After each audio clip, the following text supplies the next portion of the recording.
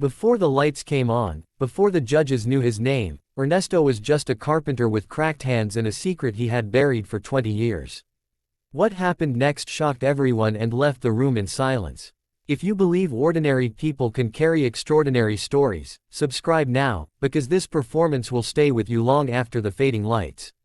Ernesto stood backstage with a piece of sawdust still clinging to the cuff of his worn jacket. He hadn't noticed it at first, but as he waited for his name to be called, he kept rubbing his fingers together, feeling the familiar grit that had followed him through most of his life. Carpentry had shaped his hands, his back, and the quiet way he moved through the world. Stages like this were not meant for men like him, or at least that's what he had always believed. Yet here he was, under bright studio lights, about to tell a story he had never fully told anyone. He grew up in a small town where dreams were practical things. You dreamed of steady work, a roof that didn't leak, and a family that could eat together every night. Ernesto learned early how to measure wood, how to listen to the grain, how to build something solid from nothing. His father taught him that.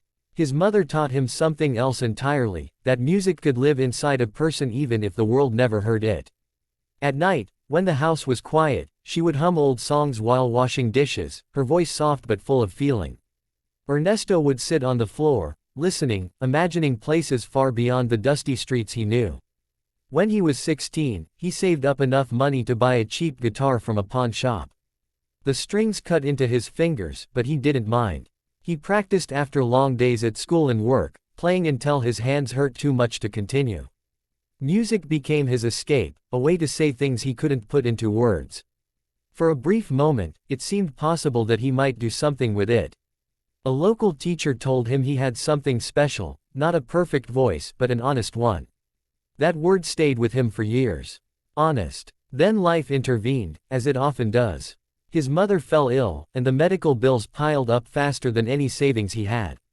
Ernesto quit school and went full-time into carpentry to help support the family. The guitar was placed in its case and slid under his bed.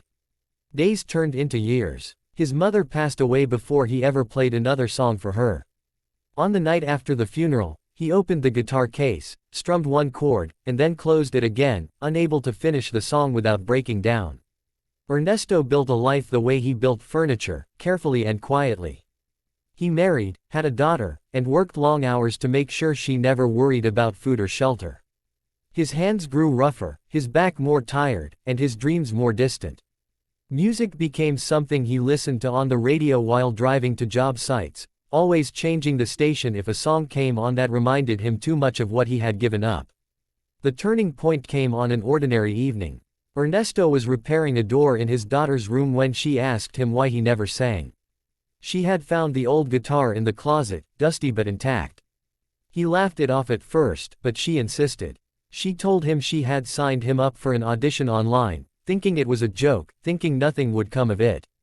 When the confirmation email arrived, Ernesto felt something he hadn't felt in years, fear mixed with hope. He almost didn't show up. Standing in line with younger performers, people with polished smiles and confident energy, he felt out of place. His clothes were simple, his accent thick, his story unremarkable in his own eyes. But when it was his turn, something inside him refused to let him walk away again. He stepped onto the stage, the lights blinding at first, the judges watching closely. When asked about himself, Ernesto told the truth. He said he was a carpenter. He said music was something he used to love. There was no dramatic speech, no rehearsed lines, just a man speaking plainly. The judges nodded politely, not expecting much. Ernesto could feel it, that quiet skepticism that had followed him his whole life. Then he began to play. The song was called Fading Lights, one he had written late at night after his mother's death, but never shared. It was about moments slipping away, about promises we make to ourselves and fail to keep, about love that lingers even after the light is gone. His voice trembled on the first line, not from nerves, but from memory.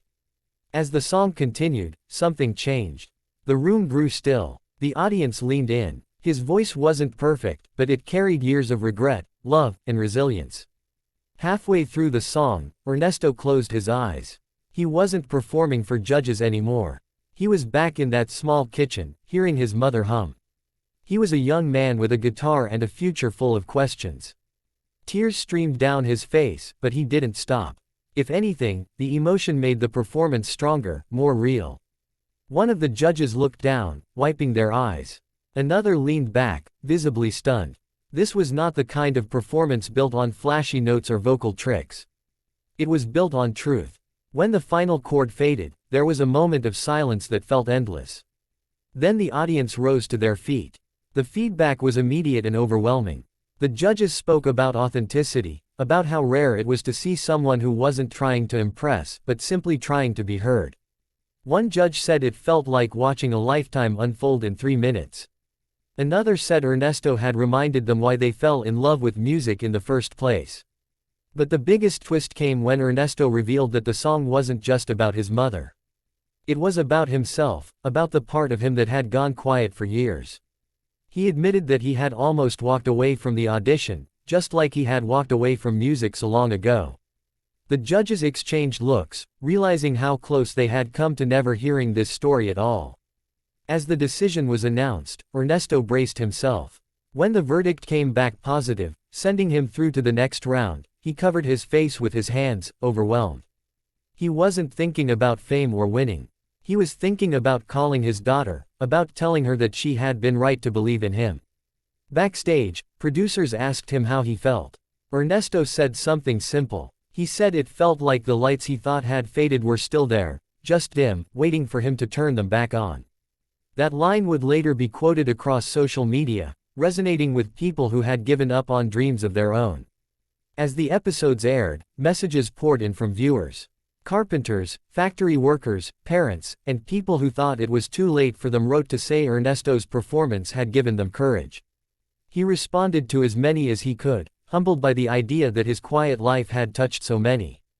No matter how far he went in the competition, Ernesto knew something had already changed. He had faced the fear that had followed him for decades and stepped into the light anyway. For the first time, he allowed himself to believe that dreams didn't have expiration dates. And as the camera faded out on his smiling, tear-streaked face, one thing was clear. This was not just a performance. It was a reminder that sometimes the most powerful voices come from the most unexpected places, and that even when the lights seem to fade, they can shine again if we dare to step forward.